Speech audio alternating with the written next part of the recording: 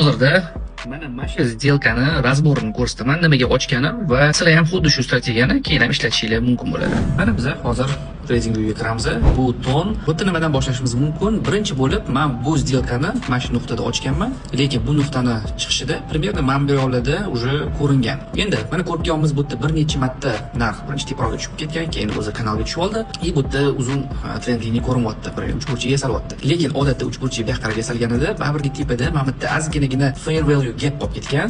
Men mashina примерно hisobga olib, mana shu yetgandan keyin bir rol tepaga urib, masalan bu yerda kimnidir short ochgan bo'lsa, stoplarni urib ketish uchun bitta uchib ketishi mumkin degan joyda mana shu yerga qo'yib qo'ygan edim o'zimni. Kirish nuqtamni stop loss'im mana shu urovingdan sal teparoqda bo'lgan. 3.990 примерно mana shu joyda. Chunki dalcha bu yoqqa ketadigan bo'lsa, stop loss'im ishlab ketgan bo'lardi va trend o'zgargan bo'lardi. Lekin dalcha ketmadi, mana shu yerda ochildi. Odatda men примерно mana shu nuqtada ham take profit qo'yib qo'ygan bo'lishim kerak, lekin take profit o'sha payt qo'ymay qolman. O'shanga narx men примерно mana shu joylarda yopganman. Что bu juda ham bir prostoy analiz, odatda kanalga tushib qolgan yoki fair value gap mana bu yerda kichkinagina hozir ko'rsataman. Kichkina mana bu fair value gap qolib ketgan, bu o'shani olib ketishi navbatga olib, o'sha yerga сделка qo'yib qo'ygan edim. Так что bu strategiyani ham o'zingizlar proba qilib ko'rsanglar bo'ladi va обязательно har doim stop loss qo'yish esingizdan chiqmasin, chunki $700 ming sizlar ham slivka bo'lib ketishi mumkin.